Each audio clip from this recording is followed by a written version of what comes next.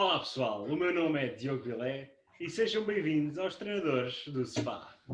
Como é óbvio, estou com o Lídio Galinho, nosso treinador da cadeira, e eu já sou finalmente outra vez o único treinador do Sofá aqui da situação. Esta semana, então, como vocês podem ver, está a sair ao fim de semana e nós vamos começar a tornar isto uma coisa recorrente, porque vamos começar a faculdade, vai ser difícil tentar conciliar um episódio do podcast a meio da semana. Portanto, aos fins de semana, domingo ou sábado, depende da disponibilidade e das notícias que houverem, vão começar então a sair os episódios do podcast. Nós não vamos parar com a faculdade, vamos tentar trazer todas as semanas. Não vamos trazer, em princípio, mais episódios das formações táticas ou do possível segmento O Ring, a não ser que exista mesmo uma coisa interessante, como por exemplo o regresso de Khabib Nurmagomedov às lutas, ou jogos importantes como um Benfica-Porto, um Benfica-Sporting ou uma final de uma taça, que seja importante realçar no formações táticas. Portanto, vocês podem estar tranquilos com isso e queremos desde já agradecer pelo todo o apoio que têm dado aos treinadores do Sofá e pela enorme resposta que deram ao último episódio sobre o Miguel Oliveira e sobre a semana, o fim de semana de wrestling da WWE. Vamos continuar com o wrestling porque esta semana foi simplesmente os highlights foram wrestling e NBA. Vão ser então os assuntos de hoje. Nós vamos começar então pela WWE, a grande companhia do planeta, e desde já vamos então ver Payback. O Payback foi um pay-per-view inesperado, visto que veio apenas uma semana a seguir ao SummerSlam. Tanto eu como o Lídio não vimos em direto, mas vimos os melhores momentos do pay-per-view, vimos reviews para poder-vos trazer e dizer o que é que houve no Payback. O Payback foi um pay-per-view que ninguém esperava que fosse realmente algo de jeito, especialmente uma semana depois do SummerSlam, mas entrou bem na storyline e acabou por trazer combates bastante interessantes para as feuds que estão a decorrer. Começámos com o US Title. Apollo Crews foi derrotado por Bobby Lashley num dos melhores combates da noite, surpreendentemente. Não esperava-se grande coisa, mas tanto eu como o Lídio concordámos que foi de facto um combate surpreendente e bastante bom. Bayley e Sasha Banks perderam os títulos de equipa para Nia Jax e Shayna Baszler numa das melhores finalizações de sempre e bastante criativa. Outros bons combates. Dominic Mysterio continua em grande e desta vez conseguiu a sua primeira vitória, derrotando a equipa com o seu pai Rey Mysterio, Murphy e Seth Rollins, no melhor combate da noite, provavelmente, na minha opinião. E no main event tivemos Keith Lee, não foi main event, foi o co-main event, Keith Lee versus Randy Orton, na estreia em pay-per-views do main roster, como atleta do main roster, porque ele já esteve no Survivor Series. Keith Lee derrotou Randy Orton em um excelente combate, foi rápido, foi conciso, como os nossos podcasts, e Keith Lee demonstrou então que é um grande wrestler e que tem grande futuro e o Vince McMahon tem de facto Keith Lee debaixo do olho para lhe dar um push interessante. E no main event, na Triple Threat, era False Count Anywhere, penso. Sim. The Fiend versus Braun Strowman versus Roman Reigns. Roman Reigns consolidou a sua heel turn aliando-se a Paul Heyman e apanhando o combate a meio depois de The Fiend e Braun Strowman terem partido o ringue num spot de superplex, que é sempre engraçado de ver. Roman atacou-os ambos quando estavam no chão e fez o pin sobre Braun Strowman, vencendo o Universal Championship. Este foi o Payback, foi um excelente pay-per-view, visto que tínhamos expectativas muito baixas, tanto eu como o Lídio, como todos os fãs de wrestling. Ninguém esperava que fosse ver um grande pay-per-view. E no geral a WWE conseguiu satisfazer os fãs, mais um bom espetáculo no Thunderdome e de facto acho que está tudo a andar como deve de ser para recuperar alguma aura no wrestling da WWE e nas outras companhias.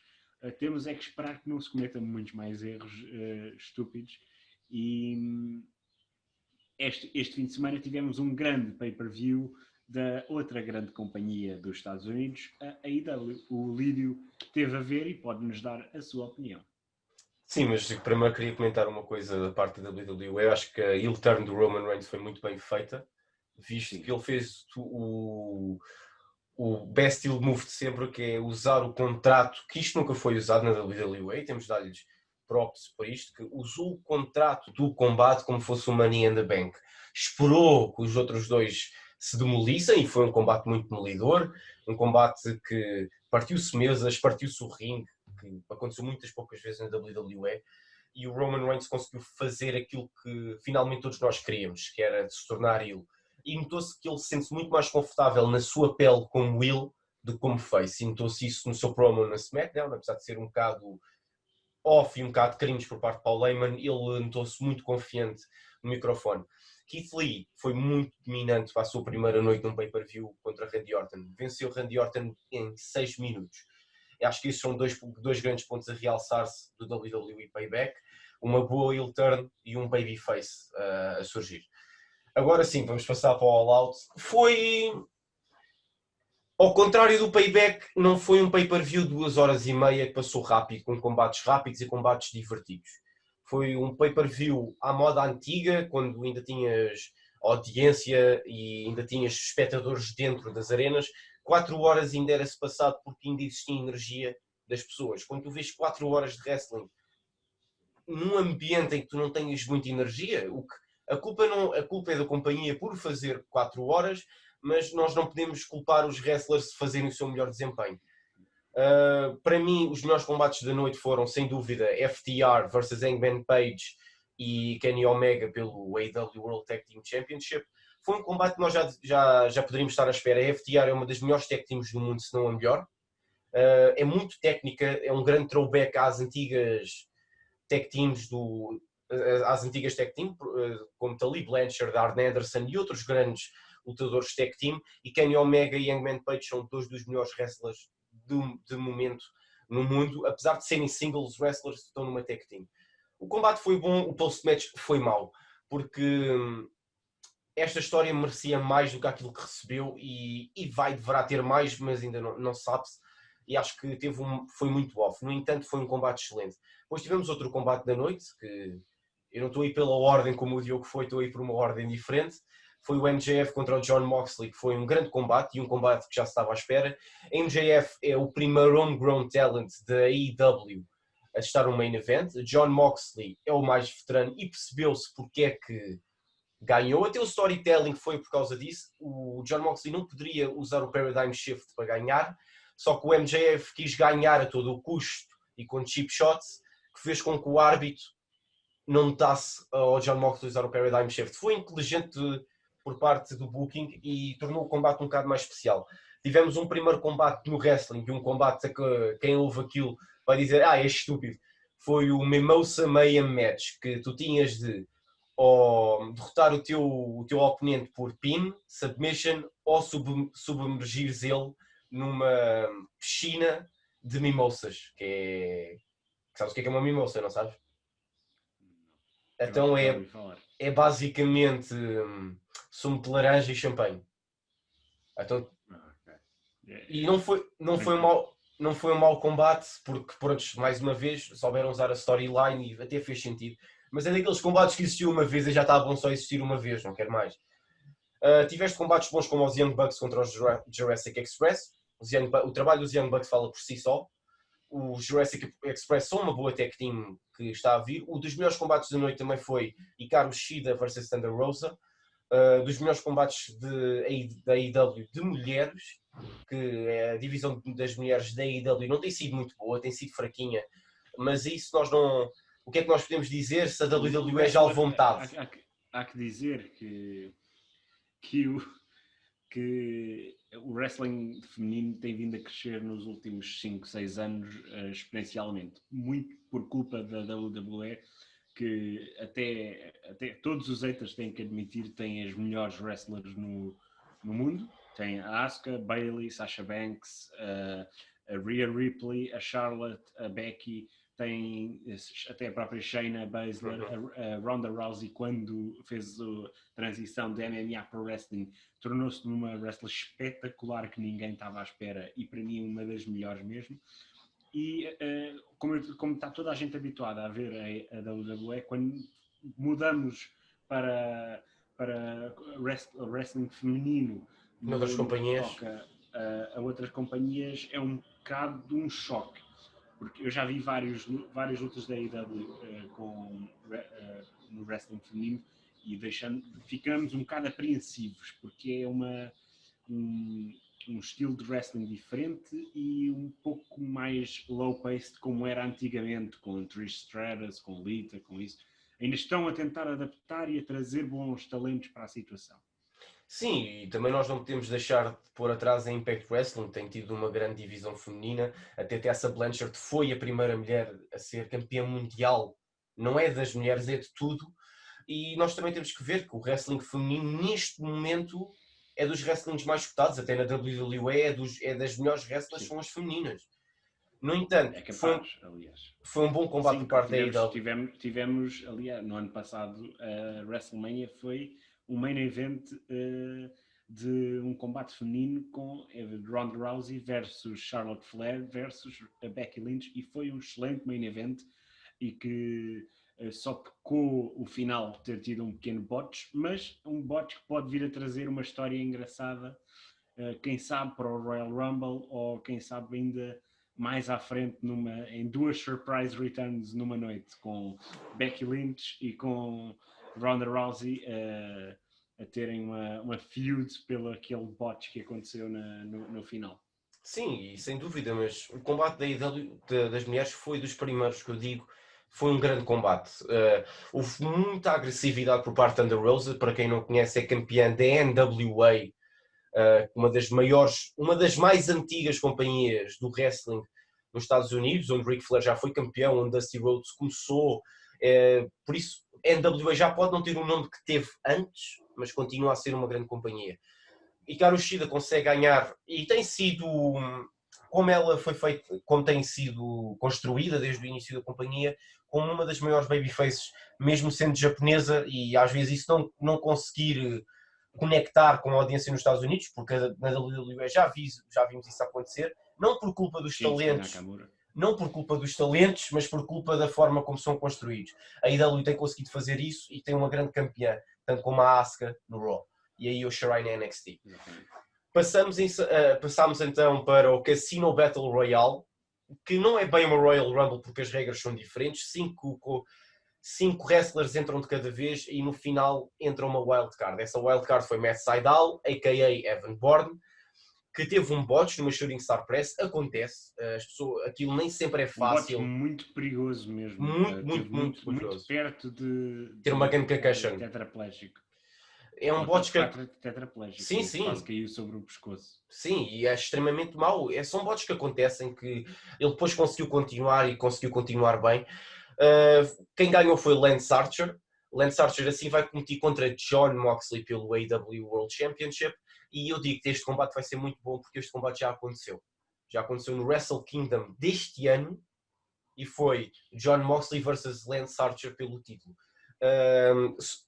Para já temos de dizer uma coisa, são dois wrestlers muito físicos, muito brawlers, muito aquele throwback antigo dos wrestlers americanos no Japão, que querem desfazer-se um ao outro. E eu acho que Lance Archer versus Jon Moxley é um grande combate, e o Lance Archer é o challenger perfeito para destronar Jon Moxley, porque assim a AEW fica com um grande Monster Heel como champion e com Jake Roberts como manager. Passamos então assim para o outro combate da noite. Começou a noite, foi o Tooth and Nail Match. Foi Britt Baker contra Big Swole. Foi um combate muito estranho, mas eu hoje em dia já acho tudo muito estranho no que é cinemático. Foi um combate passado num escritório ou num consultório de dentistas. Acabou com Big Swole a injetar anestesia na Britt Baker e depois ganhou assim por causa da anestesia. Foi um combate estranho, que até ao menos a finish utilizaram alguma coisa que estava no escritório, ao menos props para isso. Uma seringa que tu me contaste. Isso eu não... Mas pronto, 6 minutos está bom, acabou, está tranquilo. E bem, foi E uma assim All coisa, Out e uma o coisa, Payback. exatamente uma coisa para falar. Nós não fizemos review porque não tivemos assim muito tempo. Ainda podemos vir a trazer uma review pocket para o Facebook e para o Instagram Sim, sim. sobre o All Out, especialmente escrito pelo Lídio desta vez. Mas no overall tem havido aqui uma discussão na internet, muita gente a gozar, porque os fãs da AEW e os fãs da WWE são raros aqueles que gostam de ambos, como por exemplo o Lídio, e é uma coisa que tem havido um grande brawl entre ambos os fãs, que é a WWE. Ainda há pouco tempo o Tony Khan, o dono da AEW, gozou com a WrestleMania dizendo que o Double or Nothing foi melhor, e agora sai uma coisa que é o All Out, o segundo maior pay-per-view, ficou abaixo de um pay-per-view muito, nem é secundário, é terciário da WWE. E ainda por cima a coincidirem quase com uma semana de distância, ficou, ficou o mundo da internet do wrestling em choque. O que é que tu achas? Qual é que seria a pontuação que davas ao Payback e a pontuação que davas ao All Out? O Payback eu dou um sólido 8, porque o Payback para mim não foi um 9, porque houve alguns combates que, por exemplo, o Apollo Crews contra o Bobby Lashley merecia ter estado na main card, e se calhar houve combates dentro da main card que não deveriam ter estado lá. All Out não, mas estava, foi o primeiro combate da noite. Foi. Sim, não digo o contrário, só o Apollo Crews e o Bobby Lashley merecem estar na main card, até porque a feud deles tem sido uma feud muito presente no Monday Night Raw, e estar num pre-show não faz muito sentido. O pre-show é para combates que não tenham muita história ou que não tenham um investimento muito grande. Aquilo que eu acho, o All Out, apesar de ter estado furos abaixo do Payback, não foi assim um pay-per-view muito mau, porque até teve combates muito bons. E nós também temos que ver isso. Eu acho que dou um set ao All Out, porque não merece muito mais do que isso, porque os combates que estavam lá deveriam ter sido melhor em alguns momentos. O combate entre Matt Hardy e Sammy Guevara, que eu não falei porque para mim é um down para mim esta semana, já daqui a bocadinho vamos passar para isso, mas eu posso explicar que quando tu sofres uma concussão ou sofres algum problema físico que te vai impedir de continuar, mesmo que tu sejas o Matt Hardy e sempre foste unkillable e sempre quiseste continuar, never give up, se esse problema vai-te afetar pode-te afetar para sempre e pode ser um problema muito mau, não continues o combate. Todos os fãs percebem, toda a audiência percebe, apesar de ter sempre aqueles fãs que gostam de ser melhor e aproveitar deste tipo de situações.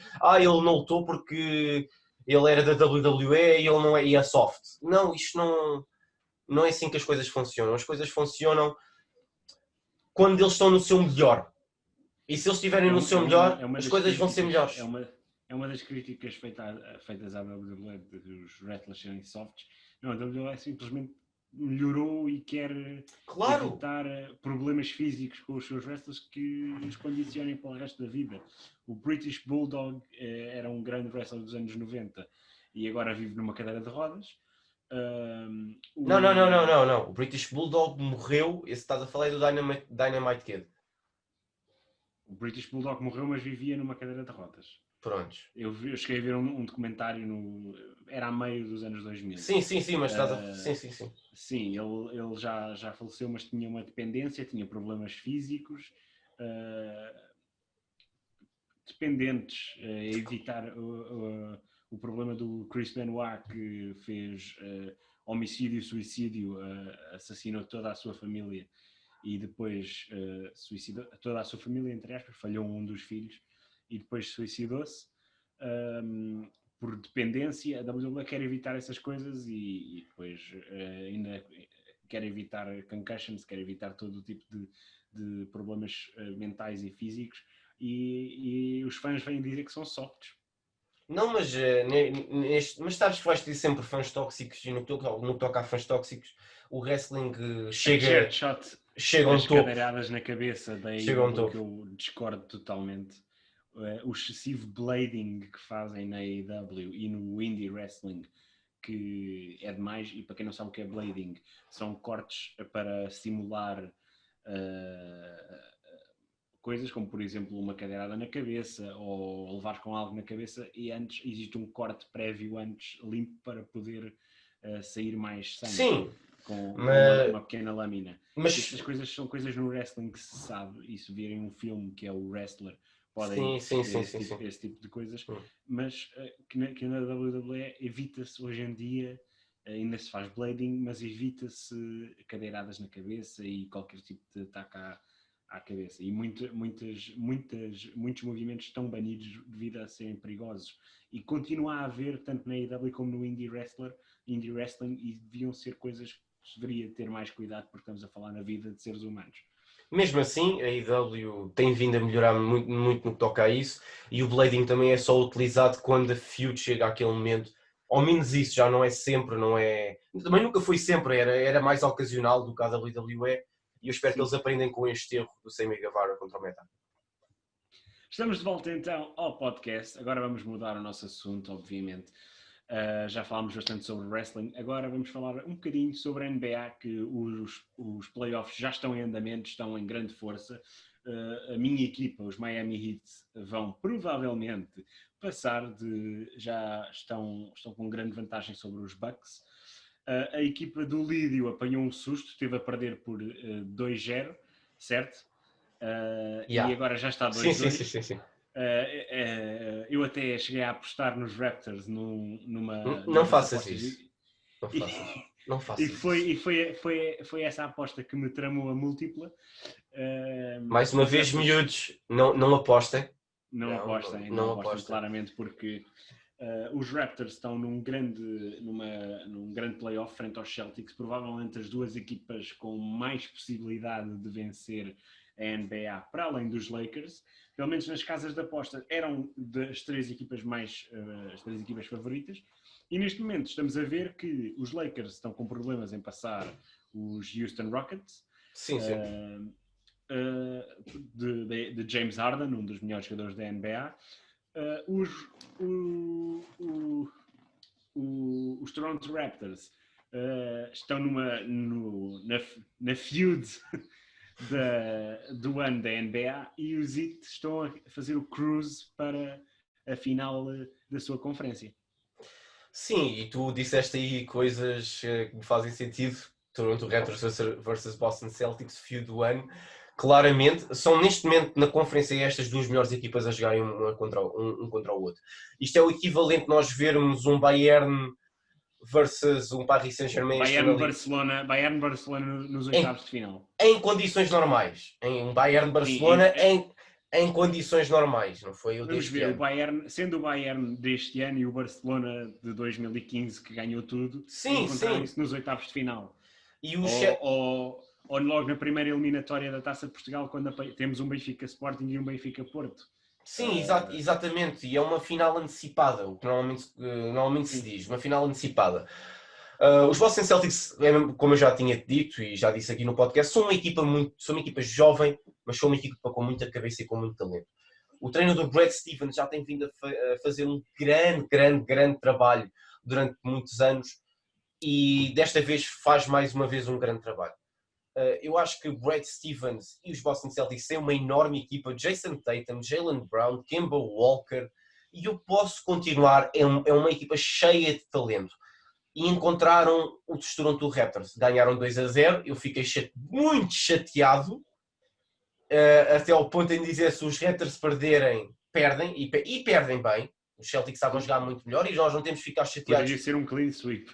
Poderia, mas os Raptors finalmente acordaram para a vida e já está 2-2. Os Raptors têm uma coisa muito boa, que neste momento nós não temos visto muito na NBA há alguns anos, que é aquilo que eu já tinha dito. Eles são os Spurs do Oeste, ou os Spurs do Canadá. Eles sabem muito trocar a bola, eles conhecem cada movimento do jogador. E têm vindo a demonstrar isso. Nestes dois jogos que ganharam, têm demonstrado-se melhores do que os Boston Celtics, mas estes playoffs... E já estava a ver que era assim, esta série já estava a ver que era assim. Os Boston Celtics ganhavam jogos, os Raptors ganhavam outros. E é o que se está a notar neste momento. A surpresa é os Miami Heat derrotarem por 3-0 os Milwaukee Bucks. Os Milwaukee Bucks têm o MVP Giannis Antetokounmpo, Chris Middleton, Eric Bledsoe, os irmãos Lopez, e vão levar provavelmente uma clean sweep dos Miami Heat, até porque Giannis Antetokounmpo se calhar não irá jogar o próximo jogo devido a estar lesionado. Por isso, sem o Giannis, vão levar provavelmente a clean sweep. A série do Ou seja, ano... a minha equipa, os Miami Heat, que eu já tinha dito que não acreditava, agora passam a ser sérios candidatos depois de fazer uma clean sweep. O que é que eu te avisei? Eu só não apostei contigo, porque pronto. Mas foi o que eu te disse, os Miami têm uma grande equipa e nota-se. Muitos jovens e bons veteranos para os apoiarem. No entanto, a série do ano que não foi tão falada foi Denver Nuggets e Utah Jazz. Os Denver Nuggets foram a Game 7 com os Utah Jazz e ganharam por 4-3. Ninguém falou muito desta série, até nós não falámos muito porque quando eles jogavam, o podcast já não era nesse mesmo dia e havia outros jogos e tinha havido outras estatísticas mais chamativas do que os seus próprios jogos, mas neste momento os Denver Nuggets também empataram a eliminatória dos LA Clippers. Empataram ou ganharam? Já não me lembro se eles jogaram duas vezes ou só jogaram uma, mas os Denver Nuggets estão a jogar contra os Clippers e estão a ir contra eles com tudo aquilo que têm. Os Lakers perderam contra os Houston Rockets, mas os Houston Rockets têm uma coisa melhor do que os Lakers. Têm guards. Tem Russell Westbrook e tem James Harden. Os Lakers não têm nenhum, nem têm outro. Tem LeBron James e Anthony Davis, que são excelentes, dos melhores jogadores que podes ter na NBA, mas também se não tiveres guards como deve ser, também não vais conseguir fazer muita coisa. No entanto, os Houston Rockets ganharam, depois também de uma eliminatória muito, muito complicada, também vai a Game 7, os OKC contra os Houston Rockets. Foi uma coisa também do nada, porque os Houston Rockets tinham uma boa vantagem, tal como os Celtics tinham com os Raptors, e nós agora temos de ter aquela atenção. Houston Rockets e Lakers, os Rockets são sempre aqueles outsiders que toda a gente olha, porque tem a pena, começa-se a olhar, é só o Harden, mas se conseguem eliminar, e isto é um grande se, eliminarem os Lakers, eliminam os favoritos de toda a gente para a conquista da NBA. E agora? E é isso que nós temos de ter em atenção. Temos muitos bons jogadores neste momento na NBA e temos muito boas equipas. Isto são os melhores que existem. Estes são os melhores desta temporada. E temos de ver que isto são equipas que no ano passado também tiveram nos playoffs. Tirando os Miami Heat em si, mas tivemos estas equipas no ano passado nos playoffs e tivemos estas equipas a jogarem muito bem. Nos últimos 20 anos, estas foram talvez das melhores equipas que existiram na NBA num todo. Tivemos os Heat que foram bicampeões, algo que é difícil de se concretizar na NBA. Os Golden State Warriors foram campeões muitas vezes e não estão nos playoffs este ano. Tiveram nas finais do ano passado e não estão este ano. É o que acontece. Os Cleveland também não estão, tiveram em finais recentemente, mas também um pouco por LeBron James. Foram carregados um pouco por LeBron James. Sim, por LeBron e Kyrie terem saído de Cleveland. Cleveland perdeu muito a sua dinâmica. Lá está, isto é aquelas coisas, isto é como teres uma equipa das Juventus com Ronaldo e Dybala, e se os tirares passam a ser uma equipa média, medíocre. São duas estrelas que estão lá para fazer a diferença, e na NBA os Cleveland tinham o LeBron. É terem atenção, a NBA está de facto a prometer. E são grandes combates, grandes jogos que temos aqui, para terem atenção que os treinadores do sofá continuam a frisar grandes batalhas no corte para ver quem é que é o campeão deste ano. Bem, estamos de volta ao episódio do podcast. Já passámos do wrestling e NBA e agora vamos passar para os nossos ups and downs. Os ups and downs são uma das nossas rubricas sempre presentes neste podcast e hoje vamos falar sobre isso mais uma vez. Diogo, tens alguns ups and downs esta semana? Tenho um up e um down. Futebol português, claro. Um up é para Boa Vista, para Benfica, para Braga. Guimarães são equipas que estão a contratar bem e a mostrar um futebol bastante interessante. O Benfica já fez todos os seus 7 jogos da pré-época, venceu todos, incluindo derrotando o Stade Rennais ontem que é uma equipa que vai à Liga dos Campeões, para quem não sabe, e derrotando o Braga, que jogou muito bem frente ao Benfica. Eu só não consegui ver o jogo de ontem e os jogos que não foram transmitidos. Estão a formar uma excelente equipa ao Benfica. É a minha equipa, obviamente, e eu estou bastante contente com as aquisições de Vertonghen, de Pedrinho, que me surpreendeu. Cebolinha ainda precisa de ganhar algum ritmo, mas é sem dúvida um excelente jogador. E de Darwin Núñez, que ainda não pude ter a oportunidade de ver, mas que pode vir a surpreender. Começam a afinar estas equipas, o campeonato português promete e eu estou a gostar. Também já vi alguns jogos do Sporting, ainda não deslumbra, mas tem alguns momentos que de facto o Ruben Amorim está a conseguir proporcionar e o Sporting está a ser eficaz, o que é importante. O Porto ainda não se viu muito do Porto, perdeu frente ao Oliveirense, mas isto é para a época, não interessa muito. Há muitos jogadores que estão nas seleções, é natural. O Benfica teve a jogar sem 10 jogadores nos últimos jogos, o que se mostra um bocado complicado. E o meu down é o Sporting, que falhou mais uma vez o prazo para pagar Ruben Amorim. Eu vi uma capa a gozar do Record que era bronca no Sporting, Liga toma a mesma decisão que teve com o Vitória de Setúbal e Sporting vai para o Campeonato de Portugal. Isto a brincar, é como se costuma dizer, o macaco foi à mãe.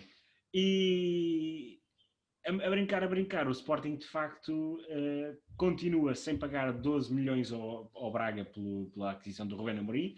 Não sei mais notícias, mas continua sem pagar ao Slovan Bratislava pelo Sporar.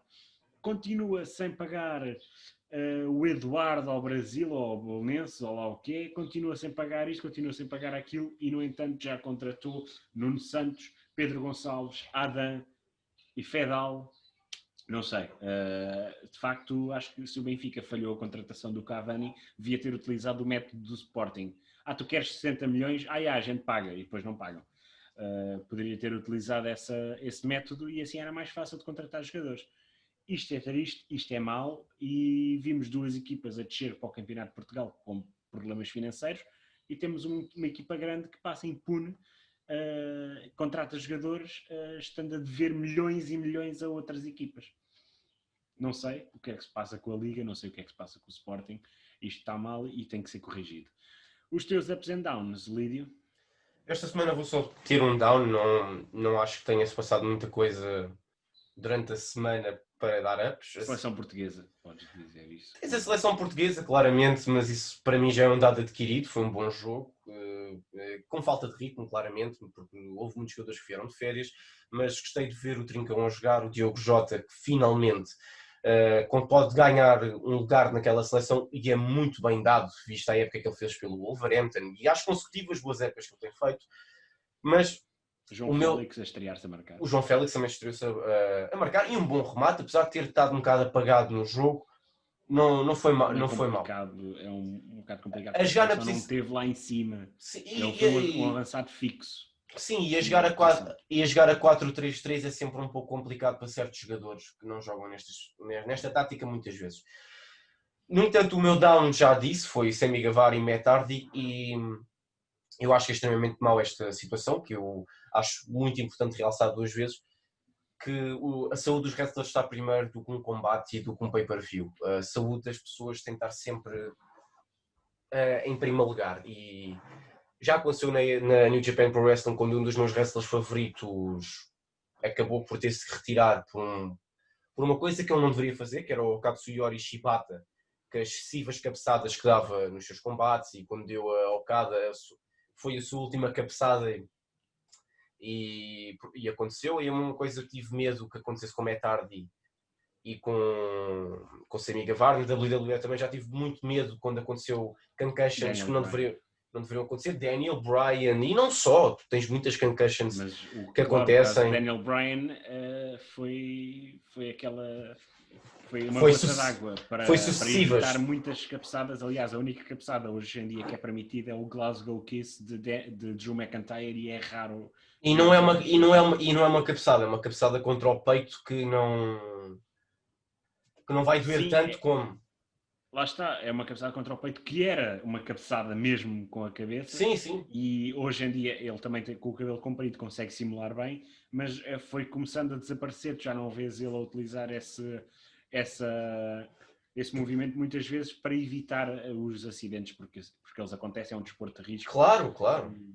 Sim, E é como o vídeo diz, isto é um down grave. Isto é um down, e o que se acontecesse na WWE era um down, se acontecesse em qualquer fosse, era sempre um down, porque a saúde dos wrestlers estão sempre em primeiro lugar. É normal que aconteça sempre lesões, já aconteceu uma lesão com Karrion Kross no último fim de semana no NXT TakeOver 30, onde ele teve um separated shoulder. Aconteceu no Payback com o Rey Mysterio a ter um tear nos seus tríceps. Já aconteceu muitas lesões, mas uma concussion é sempre muito mais grave do que essas todas. E nós temos de ter em atenção que se não dá para continuar, não se continua. E é apenas isso. Recomendações da semana, Lídio? Recomendações da semana não tenho nenhuma, mas se quiserem ver, podem ver estes dois pay-per-views que nós estivemos a falar. Eles estão disponíveis, um na WWE Network, outro no BR Live e na Fight App, na Play Store. E são dois bons pay-per-views, se vocês quiserem ver, vejam. Também tem um documentário que o Diogo já falou. Para quem não conhece a AEW, é interessante, porque a AEW não é muito conhecida em Portugal, portanto é de aproveitar e ir conhecer esta nova concorrente da WWE. E abrir os horizontes. E abrir um bocado os horizontes. E como o Diogo já tinha falado, e eu já vi, fui na recomendação da semana dele, a Anel com o Incompreendido, excelente documentário por parte da Netflix, e não é o único por parte da Netflix, a Netflix tem muitos bons documentários. O Anel com o Incompreendido contou a história daquele jogador que todos nós lembrávamos quando éramos miúdos, que passou pelo Chelsea, passou pelo Bolton, passou pelo Fenerbahçe, passou no seu início da carreira para Paris, Arsenal, Real Madrid, Liverpool. Grande jogador, sempre foi o bote expiratório, e aqui conta-se um pouco da sua história. Exatamente, e acabamos por aqui o podcast. Espero que tenham gostado. Como avisei, o podcast vai passar para os fins de semana, em princípio sábado, mas vai depender muito das notícias e da disponibilidade. Eu e o Lídio, já sabem, agradecemos todo o apoio que possam dar e agradecemos que passem aqui por um link que temos na descrição para a editora deste podcast, a Rita, que se disponibilizou para poder editar o podcast, que nunca é muito, vocês já sabem, mas pode vir a editar mais vídeos nossos no futuro e quem sabe até vídeos no meu canal, se for essa a oportunidade. Portanto, já sabem, nós somos os treinadores do sofá, pelo menos eu sou, o Lídio não sei. Nós vemo-nos para a semana com mais um episódio dos Treinadores do Sofá.